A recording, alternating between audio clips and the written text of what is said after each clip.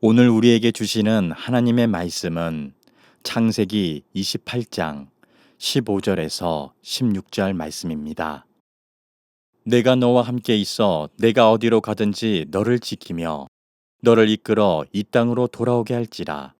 내가 내게 허락한 것을 다 이루기까지 너를 떠나지 아니하리라 하신지라.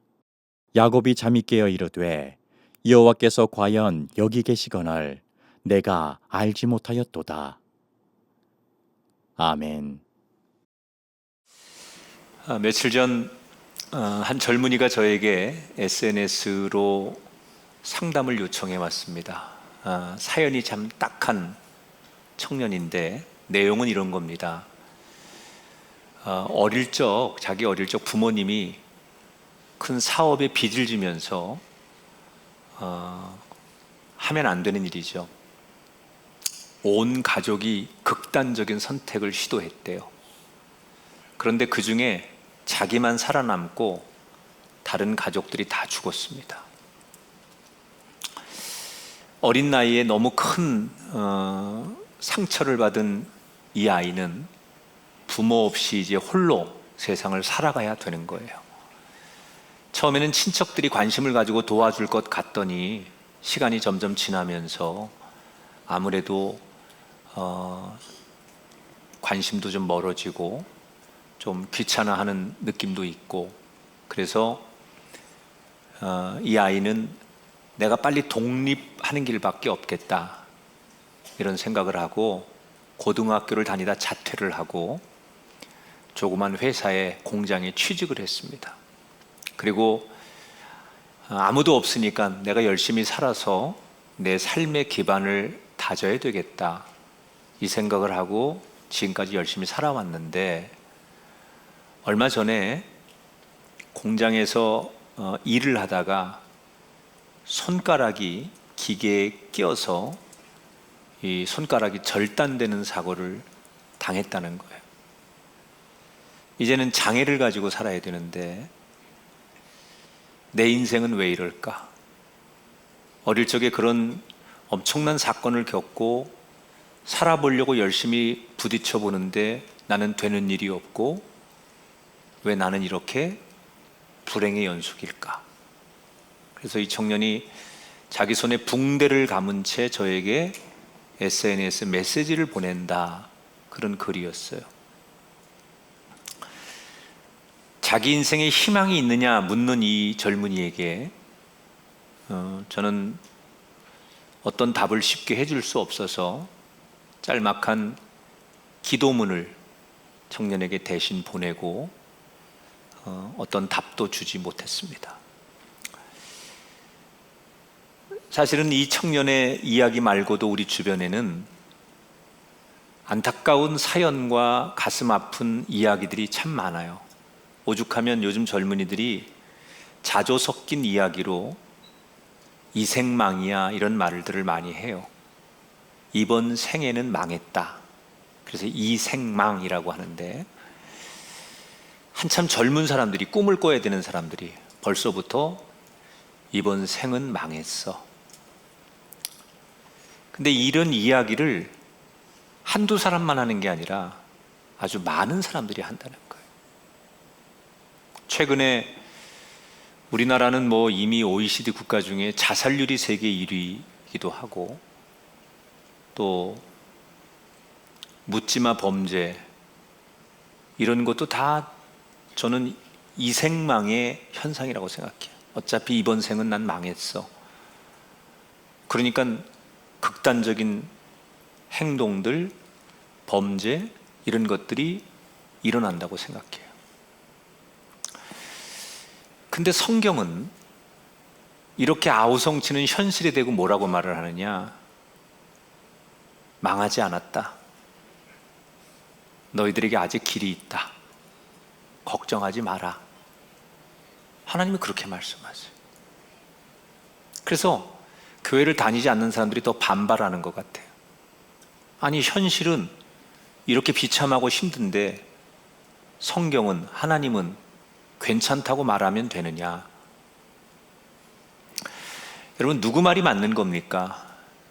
너무 힘들어 이번 생은 망했어요 라고 말하는 그 사람들의 말이 맞는 겁니까? 아니다,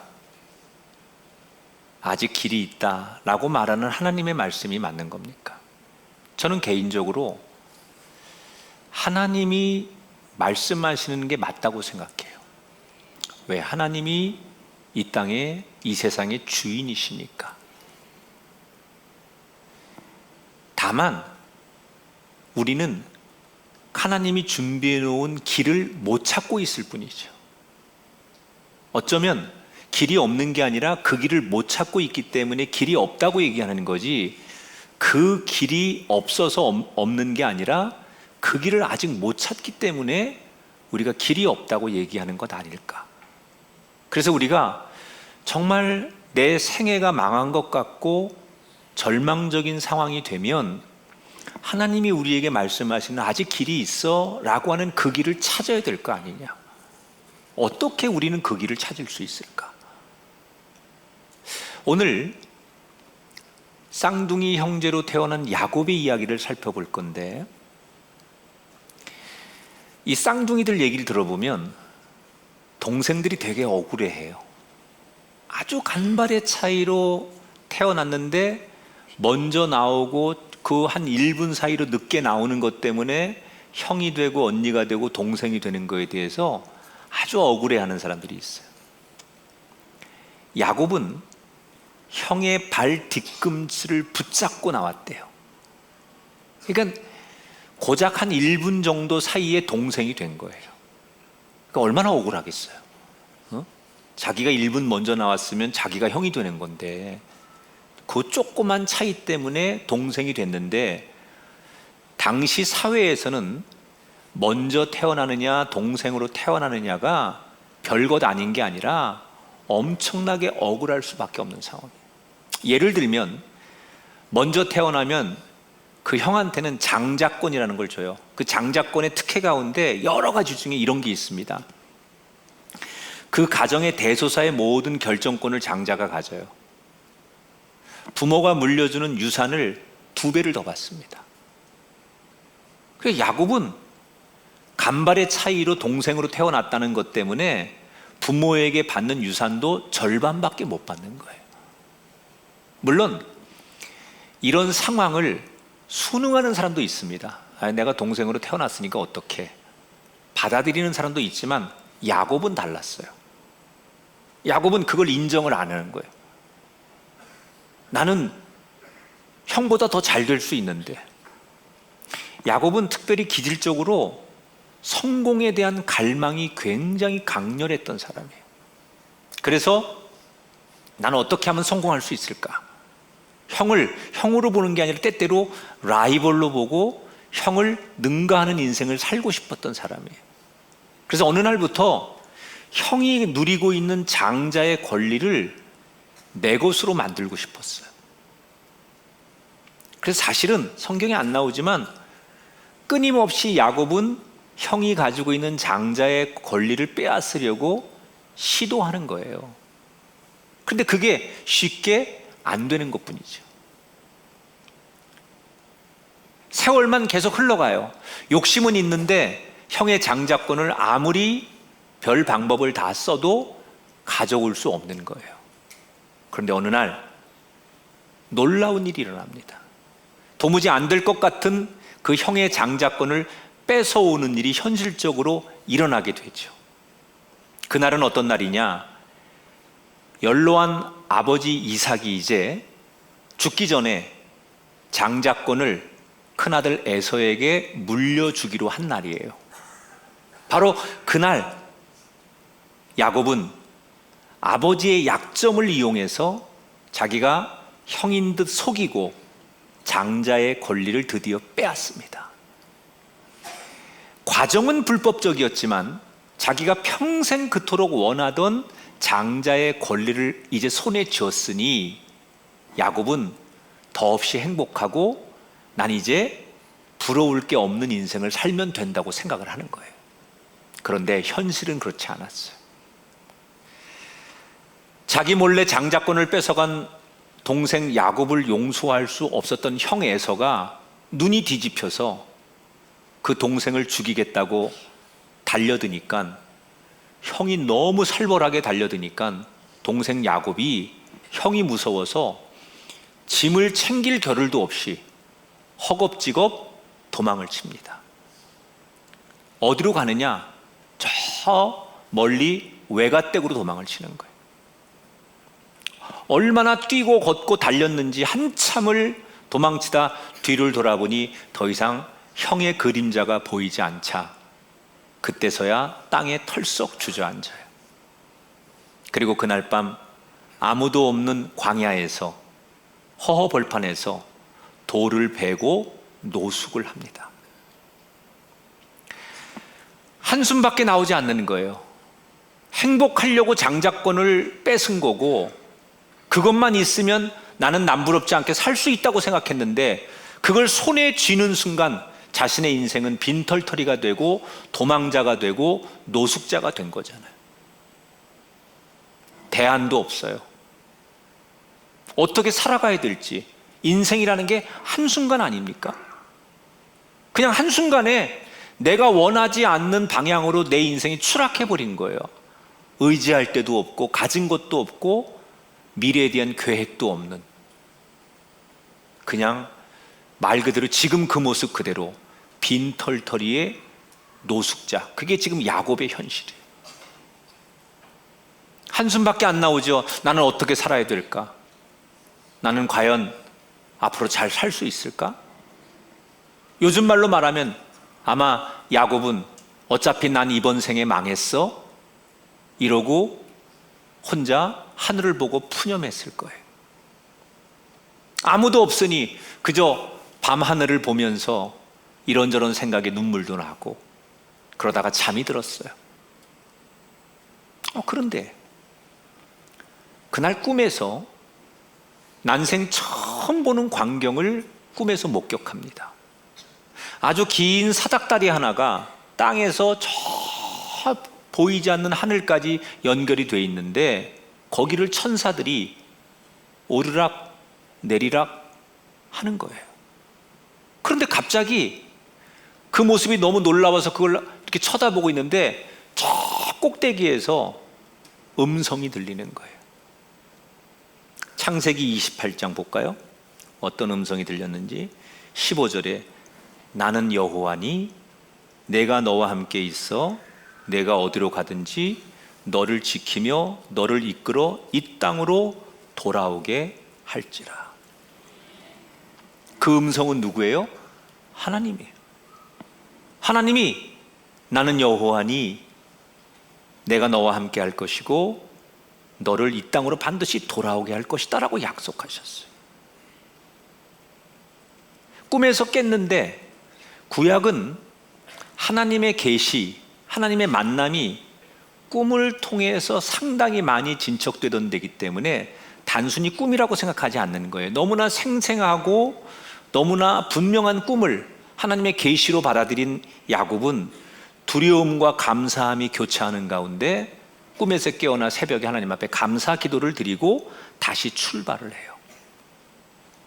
어젯밤에는 절망과 두려움으로 가득했다면 아침에는 그 꿈을 꾸고 나서 하나님이 날 찾아오셔서 걱정하지 마, 내가 너를 도와줄 거야 라고 말씀하셨으니 이제는 위로와 소망을 얻은 거예요.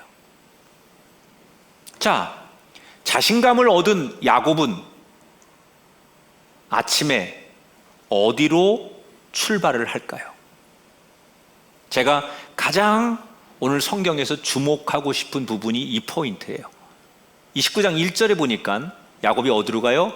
길을 떠나 동방 사람의 땅에 이르러. 힘을 얻은 야곱이 간 데는 원래 목적지였던 외가로 갑니다. 자, 야곱이 지금 힘을 얻었어요. 그러고 나면 자신감으로 할 수 있는 게 많았었어요. 무엇보다도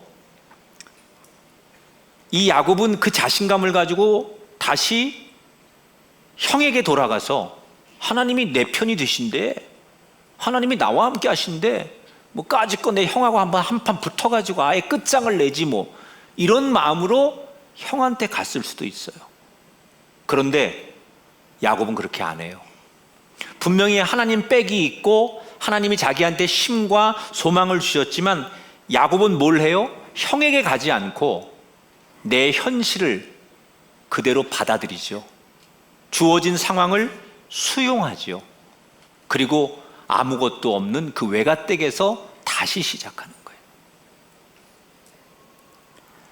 사람이 아주 어려우면 두 가지의 행동 스타일이 나타나요. 하나는 현실을 회피하거나 부정하는 사람들이 있어요. 너무 어려우니까 그 현실을 인정을 안 하는 거죠. 그리고 자꾸 안 만나려고 하는 거예요. 반대로 너무 어려운 사람이 극단적인 시나리오를 상상하면서 무모한 도전을 하게 돼요. 어차피 뭐 이렇게 된 거 까짓 거 모르겠다 뭐 이러는 거. 이게 정상적이지 않죠. 둘 다 정상적이지 않은 거예요. 그러니까 전문가들은 만약에 사람이 너무 극단적인 상황에 놓이게 되면 어떻게 해야 되느냐라고 조언을 하냐면 당신이 처한 현실을 빨리 수용하고 거기에서부터 다시 시작하라. 이게 심리적으로 정신 건강에 대단히 좋다는 거예요. 예를 들면 이런 거죠. 어떤 분이 난치병에 걸렸어요. 그 사람이 충격받죠. 내가 뭐 이런 병에 걸렸대. 어떡하지? 그리고 엄청난 충격이 옵니다. 절망이 몰려오죠. 그런데 결국 이걸 이겨낼 가능성이 있는 사람은 그래? 처음에는 너무 충격이고 이게 믿어지지 않을 만큼 두려운 일이지만 이걸 빨리 인정하는 거죠. 아, 지금 내가 이런 병을 얻었대. 내가 이렇게 해야 된대. 라고 현실을 빨리 받아들이고 그래야만 치료를 하고 병과 싸워서 이겨낼 수 있다는 거죠. 그래서 심리학에서는 이런 상황에 놓였을 때 심리학적으로 이렇게 현실을 받아들이는 것을 어떤 말로 용어를 정리했느냐? 근본적 수용이라는 말을 해요. 여러분, 우리가 좋아하는 가수 윤도현 씨가 얼마 전에 SNS에 자기가 글을 하나 올렸는데 이게 굉장히 화제가 되었죠. 알고 봤더니 윤도현 씨가 지난 3년간 암투병을 했었다는 거예요. 그러니까 윤도현 씨가 3년 전에 자기가 암이라는 말을 듣고 정말 나한테 이런 일이 일어나는가? 너무나 절망적이고 두렵고 그리고 죽음이라는 게 뭔가를 진지하게 생각해보고 혼자서 울기도 하고 굉장히 막막했다는 거야. 처음에 암이라는 소식을 들었을 때. 그러면서 3년 동안 이 암과 싸우면서 얻은 교훈이 있는데 마지막에 그런 글을 썼어요. 이 글을 읽는 사람 중에 혹시 나와 비슷한 상황이 있다면 암세포보다 더 위험한 것이 부정적인 마음이다. 여러분들이 만약에 그런 상황이 오면 공포와 고립을 선택하지 말고 그저 하루하루 최선을 다해서 치료받는 것이 가장 현명한 것이다. 그러니까 이 윤도현 씨의 글을 쭉 읽어보면 윤도현 씨가 암을 이겨낼 수 있었던 비결은 결국 근본적 수용, 현실을 받아들인 거예요. 제 주변에 여러 분야에서 꼭 성공하는 사람들 보면 이걸 잘해요. 현실을 인정해요. 그리고 받아들여요. 여러분, 세상에 어려움이 없는 사람은 한 사람도 없습니다. 지금 그 사람들이 우리가 볼 때는 성공한 사람이고 축복받고 잘된 사람처럼 보이지만 그 사람들도 그 사람의 인생의 나이테를 딱 잘라보면 과거에 실패, 넘어짐, 배신, 이별 이런 것들이 그 인생의 나이테에 다 있는 거예요. 근데 그런 어려움들을 딛고 이 사람이 지금 그렇게 잘 사는 사람, 인정받는 사람이 됐다는 것은 뭘 말하는 거냐? 결국 그 어려운 순간은 똑같이 있었지만 그걸 빨리 수용했다는 거죠. 우리 교회에 제가 이제 지금은 뭐 우리 청년들도 다 담당 목사님들이 설교도 하고 돌보고 여럿이 그러지만, 개척 초기에는 제가 청년도 직접 다 목회하고 학생들도 제가 다 설교하고 그랬거든요. 그때 우리 교회에 대학에서 법을 공부하고 사법고시를 준비하는 청년이 하나 있었어요. 그러니까 처음에는 그냥 이 안산에서 열심히 공부하다가 안 되니까 결국은 신림동의 고시촌으로 들어가더라고요. 그래도 참 대견한 게, 자기가 사법시험을 준비하면서도 주일이 되면 꼭 안산으로 와서 예배를 드리고 청년부 활동하고 그리고 또 고시원으로 가는 거예요. 그 참 보는 자체만으로도 참 좋았거든요. 그런데 이렇게 착하고 성실하고 믿음 좋은 이 청년이, 문제는 시험만 봤다 하면 떨어져. 어느 날 이 청년이 제 기억에 6번째인가 7번째 시험에 낙방을 한 날, 그러면 6번, 7번이면 6년에서 7년 동안 계속 떨어진 거예요. 그날 저에게 전화가 왔어요. 그러면서 펑펑 우는 거예요. 목사님, 저는 머리가 안 좋은가 봐요. 남들은 한 번에 두 번에 다 붙는 거, 저는 이렇게 오랜 세월 해도 안 되잖아요. 저는 자신이 없어요. 그리고 나는 정말 이것도 저것도 아닌 것 같아요. 같이 공부한 친구들 가운데는 사법시험을 패스한 친구도 있고 아예 다른 걸 해서 지금 자리를 잡은 아이들도 있는데, 자기는 이것도 저것도 다 아니라는 거야. 지금 딱 보니까 나는 완전히 이것도 저것도 아닌, 어떻게 살아야 될지 너무 막막해서 정말 가슴이 터질 것 같아서 너무 속상해서 전화했다는 거예요.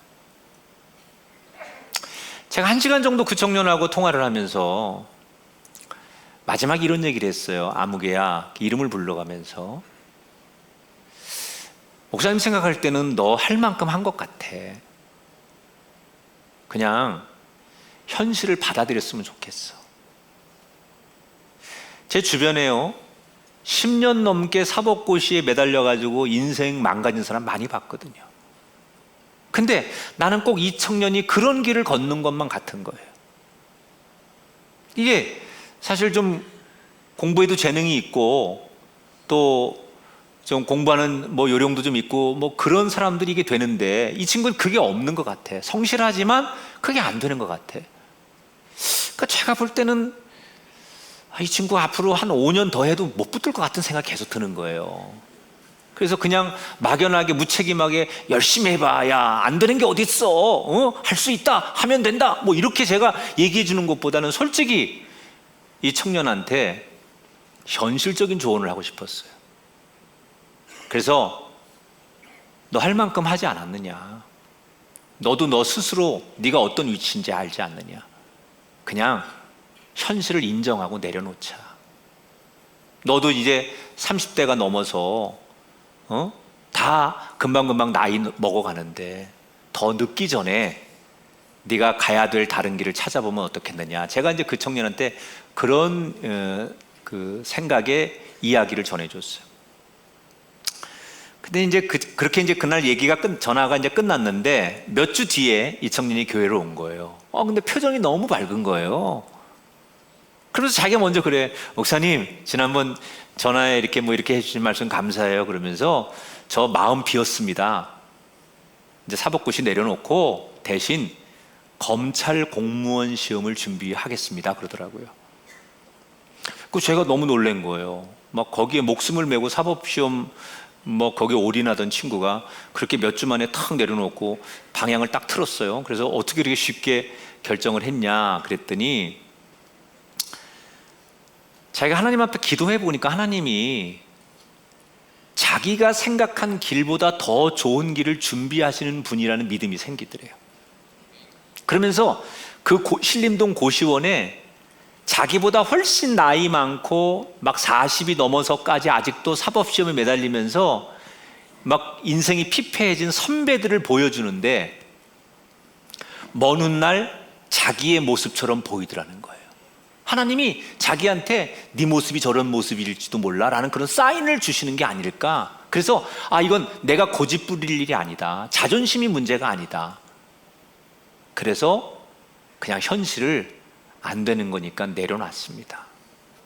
근데 바로 그 다음 해에 정말 그 공무원 시험에 합격을 해가지고 자기가 원래 바랬던 인생은 아니었지만 지금은 그 누구보다도 떳떳하고 행복하고 당당한 인생을 살고 있어요.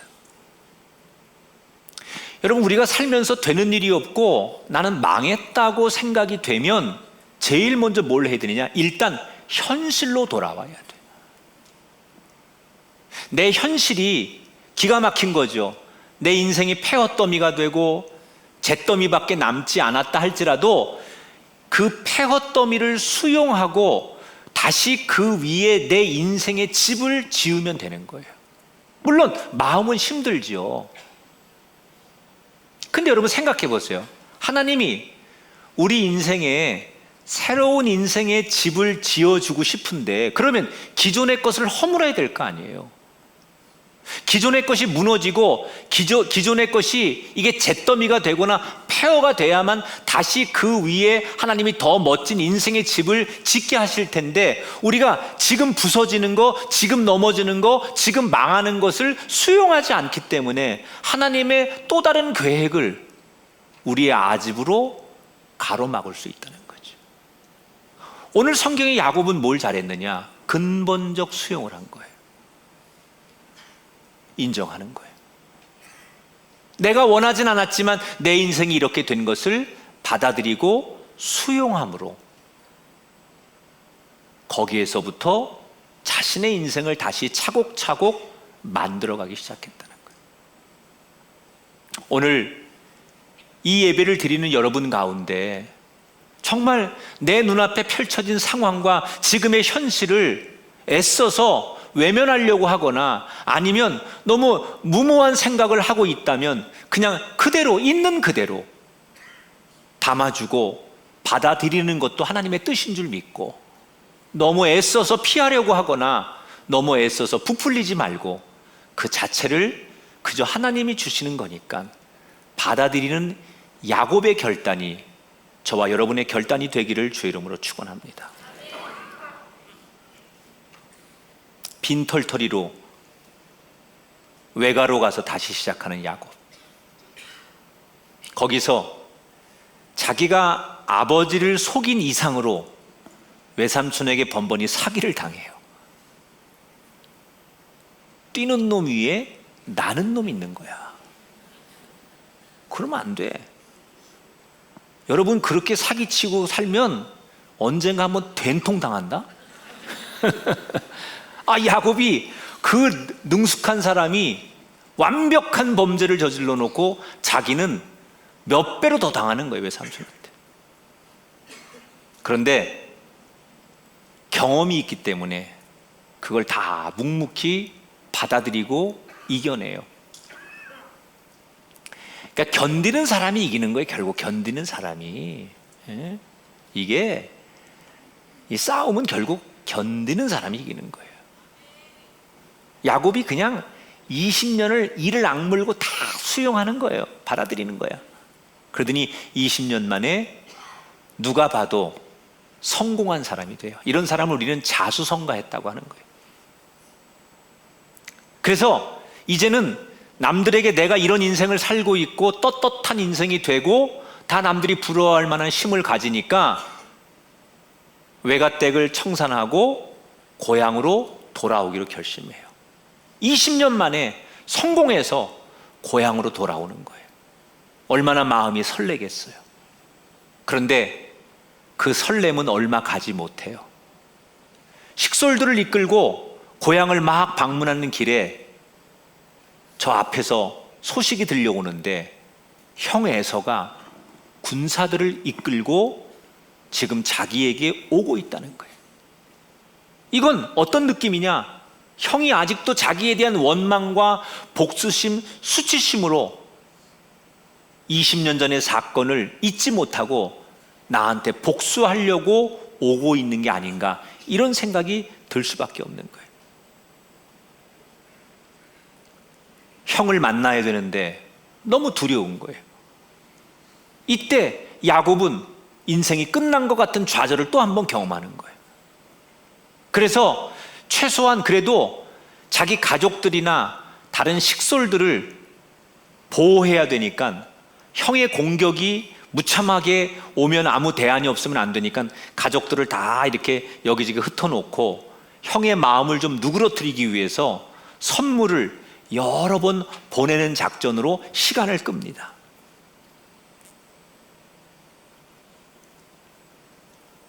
그리고 야곱은 이제 자기가 할 수 있는 걸 다 하고 혼자 강가에 남았어요, 그날. 그리고 마지막으로 하나님 앞에 기도하기 시작하는 거예요. 여러분, 야곱이 뭐라고 기도했을까요? 강가에서 그 상황에 감사 기도가 나왔을까요? 무슨 감사 기도가 나왔겠어요? 절박한 기도를 했겠죠. 하나님, 저 좀 살려주세요. 하나님, 저 좀 도와주세요. 그런 기도했을 거예요. 야곱이 이런 기도를 할 수 있었던 것은 20년 전에 형이 무서워서 외갓댁으로 도망가다가 벌판에서 자기를 찾아오신 하나님을 경험했잖아요. 창세기 28장에. 그러니까 그때 그 하나님이 지금도 내 위기 앞에 다시 찾아와 주실 거라는 기대가 있었던 거예요. 그래서 하나님을 부르는 거예요. 그런데 막 눈물로 하나님을 찾고 부르는데 뜻밖의 상황이 벌어집니다. 아니, 기도하는 야곱을 갑자기 누군가가 뒤에서 덮치더니 사정없이 때리기 시작하는 거예요. 근데 무시무시하게 자기한테 폭력을 쓰는데 야곱이 이대로 맞다간 죽을 것 같은 거예요.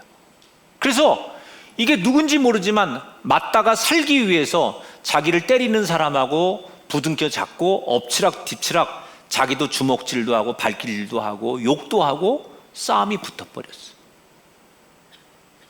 막 뒹굴고 싸우고 막 소리 지르고 그러다가 문득 자기를 때리고 있는 사람이 어두워서 보이지 않는데 목소리를 들어보니까 익숙한 목소리예요.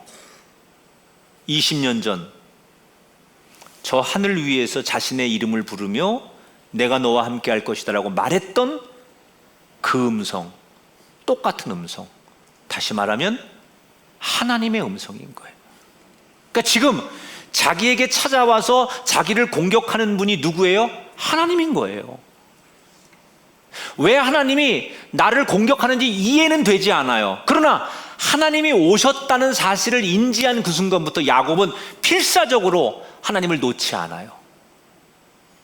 하나님이 내게 오셨는데 이유에 어쨌든 간에 이 하나님을 놓칠 수 없는 거예요.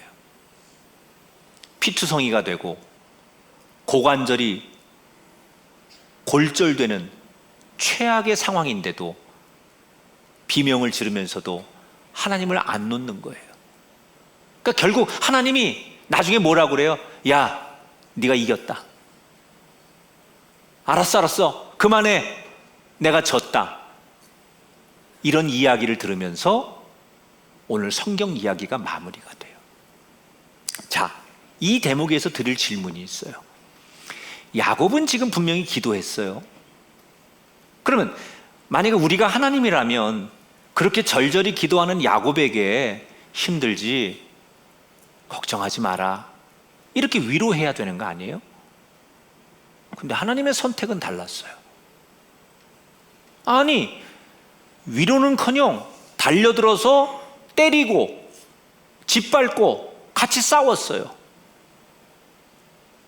여러분, 누구보다 지금 위로가 필요한 야곱에게 왜 하나님은 싸움을 거신 걸까? 위로를 달라고 기도했는데 왜 하나님은 싸움을 하신 걸까? 그 이유는 싸움이 끝난 뒤에 있었던 하나님의 선언 속에 있어요. 창세기 32장 28절 다 같이 읽어볼게요. 내가 하나님과도 겨루어 이겼고 사람과도 겨루어 이겼으니 이제 내 이름은 야곱이 아니라 이스라엘이다. 하나님은 에서를 두려워하는 야곱에게 지금 하나님과 싸워서 이긴 경험을 줌으로 인해서 자신감을 주고 싶었던 거예요.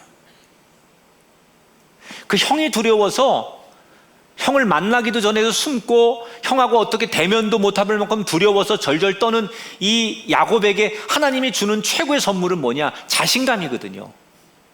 근데 우리가 그렇잖아요. 진짜 강자와 싸워서 한번 이겨보면 웬만한 싸움은 싸움도 아니야. 사람이 진짜 큰 어려움을 한번 이겨본 사람은 웬만한 자질구리한 뭐 잔가지 바람 부는 고난은 고난도 아닌 거예요. 큰 병을 한번 이겨본 사람은 웬만큼 아픈 것 정도는 아프다고 생각 안 해요. 자신감이죠.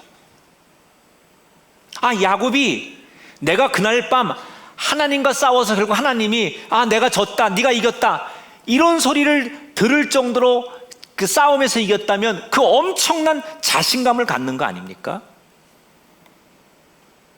하나님은 야곱에게 영혼의 맷집을 키워주고 싶었던 거예요. 실제로 야곱은 이 하나님과 싸움 이후에 완전히 달라집니다. 그날 하나님과 싸우기 전까지는 형이 두렵고 세상이 두렵고 무엇을 하기 전에 걱정하고 근심하고 두려운 것으로 아무것도 못했던 야곱 아닙니까? 근데 실제로 하나님과 싸워 이기고 난 뒤에 그는 완전히 자신감으로 두려움이 사라졌습니다. 용기가 생겼습니다. 그래서 그 용기를 가지고 당당하게 형을 만나요. 그랬더니 그 형도 마음을 누그러뜨리고 동생을 받아주고 극적으로 화해해서 귀향하게 된다는 거예요.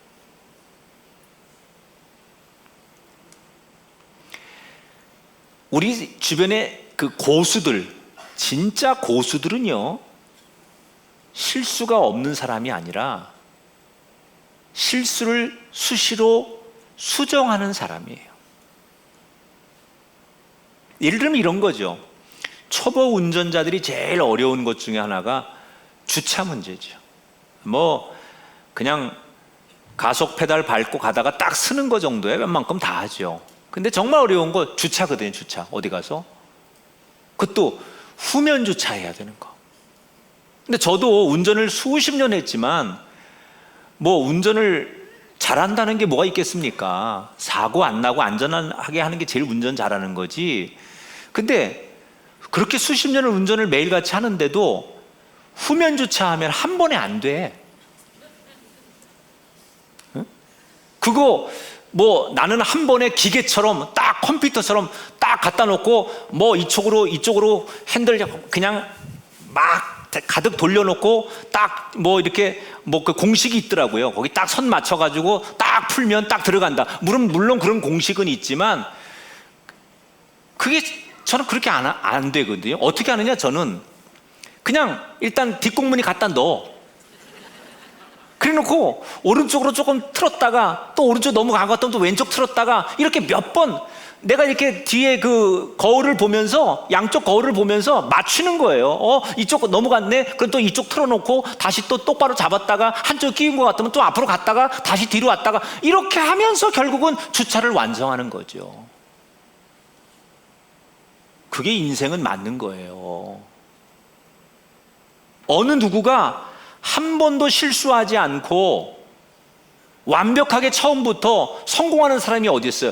이런저런 실수를 하고 이런저런 시행착오를 겪지만 그때마다 내가 해야 될 각도를 맞춰가면서 결국 주차를 해내는 사람이 주차를 잘하는 거예요. 윈스턴 처칠이 전쟁 중에 이런 말을 했대요. 군사들에게 너희들이 지옥을 통과하는 중이라면 걸어라. 지옥과 같은 상황에서 주저앉으면 지옥을 빠져나올 가능성이 없다는 거예요. 그 삶이 또는 그 상황이 지옥과 같은 현실일지라도 걸어야 된다는 거죠. 걸으면 빠져나올 수 있지만 이게 상황이 너무 무섭고 두렵고 내가 감당할 수 없는 지옥과 같은 상황이기 때문에 주저앉으면 그는 지옥의 밥이 되는 거예요. 걸으라는 거예요. 할 수 있는 일이 없을 때 주저앉는 것보다는 걸어야 해결할 수 있다는 거예요. 여러분, 완벽하려고 하지 말아요. 우리는 실수하면서 성장하는 거예요. 우리는 실패하면서 진짜 성공의 열매를 따는 거예요.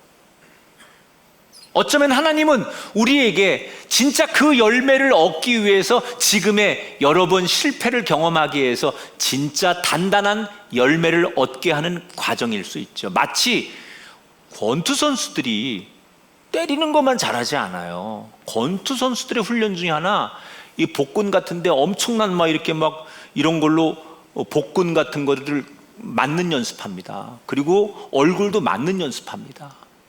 실제로 인류 선수들은 맞아서 견디며 자기 펀치를 때리는 거죠.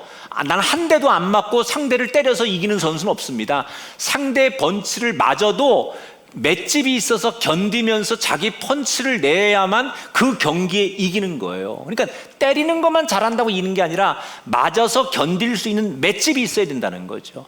우리 인생의 모든 승리는 고난에 맞고 실패에 맞고 세상의 어떤 시기에 우리가 얻어맞아서 그런 많은 그런 고통스러운 순간들을 견디는 맷집이 있을 때 진짜 승자가 될 수 있다는 거예요.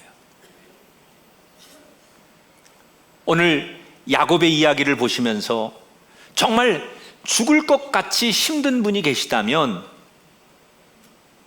여러분의 고난을 의도적으로 긍정적으로 보셔야 돼요. 하나님이 함께하는 한 절대로 망한 인생은 없습니다. 그냥 여러분들이 그렇게 규정하는 것뿐이에요. 여러분들이 그냥 그렇게 생각하는 거지 실제로는 여러분은 망한 사람이 아니에요. 인생은 망해서 망하는 게 아니라 삶의 의욕이 방전돼서 망하는 거래요. 그러니까 나는 아무것도, 나는 몰라, 난 다 끝났어, 나는 아무것도, 나는 하고 싶지 않아, 내가 뭘 할 수 있어, 이래서 망하는 거예요. 진짜 무슨 사업이 망하고 병이 들어서 망하는 게 아니라 그 상황을 내가 의욕 없이 받아들일 때 망하는 거예요. 그래서 정말 잘 사는 사람들은 실패하고 넘어지고 해도 뭘 잘하면 되느냐? 충전하면 돼요. 충전. 주유소 가서 기름 넣잖아요. 그래야 자동차가 달리잖아요. 여러분, 가전제품이 충전할 때 다시 쓰임 받는 거잖아요. 우리는 방전되는 거 당연한 거예요. 우리가 살다 보면 사람한테 시달리고 세상 풍파에 시달리고 우리에게 주어진 여건 앞에 우리가 넘어지고 지고, 그래서 우리가 다 방전돼요. 그런데 그 방전된 상태를 그냥 놔두는 게 망하는 거예요. 다시 충전하면 돼요. 야곱은 이걸 잘한 거예요. 하나님 앞에 엎드려 그날 강가에서 기도하고 자기를 찾아온 하나님을 붙들고 그 충전의 힘으로 다시 일어나서 인생을 역전시켰던 야곱. 사람이 어떤 어려움도 지나고 나면 다 잘 되면 그 순간은 되게 어려웠는데 나중에 그 사람이 다 잘 돼요. 그러면 그때의 아픔과 그때의 실패와 그때의 고난은 그냥 우리에게 추억일 뿐이에요. 에피소드야. 아, 그때 우리가 진짜 이렇게 고생하면서 했지, 웃으면서 얘기해요. 언제? 내가 잘 돼 있을 때. 근데 안 돼 있으면, 내가 여전히 고난과 실패 속에 똑같이 있으면 그 과거에 내가 실패하고 상처받은 게 나한테 몇 곱절로 더 아픈 상처로 남아있어요. 여러분, 지나간 과거, 여러분에게 아쉬움, 상처 또는 섭섭함, 이런 모든 것들을 이기는 방법은 여러분이 잘 되셔야 돼요. 좋은 결과가 있으면 여러분이 인정받는 삶의 자리에 가 있으면 지나간 아픔이, 지나간 과거가 어땠어도 웃으면서 그때 그런 일이 있었지라고 추억으로 얘기할 수 있는 사람이 되셔야 돼요. 이게 기독교로 말하면 간증이죠. 내가 이런 일이 있었는데 하나님 앞에 이렇게 단련받고 고난 속에 내가 죽음 앞까지 갔지만 이렇게 하나님의 은혜로 살아서 여러분 앞에 이런 고백을 합니다. 이 고백이 야곱의 고백이고, 이 고백을 사모하는 여러분의 고백이 되시기를 주의 이름으로 축원합니다. 오늘 이 말씀 앞에 충전하시고, 저는 그런 의미에서 여러분이 조금 그런 철학을 가져요. 예배를 누구를 위해서가 아니에요. 내가 하나님 앞에 나와서 나는 이거 하면 충전돼, 나는 정말 내 삶이 다 방전됐다가도 주일날 1시간 예배 드리고 목사님 말씀 들으면서 내 삶에 충전이 되고 의욕을 갖고 용기를 가지고 난 또 한 주간 살아. 그런 분들이 많아지게 되길 바랍니다. 내가 하나님을 만나는 그 시간, 그 1시간이 나의 삶에 새로운 에너지를 얻는 시간이야. 그래서 나는 그 시간이 소중해 라고 말할 수 있는 성도가 되길 바랍니다. 그런 가치 없이 교회를 나오는 건 여러분도 불행하고 나도 불행한 거 아닙니까? 정말 그런 분들이 되길 바랍니다. 충전하십시오. 이 말씀 앞에 힘을 내십시오. 다시 얼마 동안 달릴 수 있는 에너지를 얻어 가지고 여러분의 꿈을 향해 걸어가시는 아름다운 인생들이 되시기를 주님의 이름으로 축복합니다.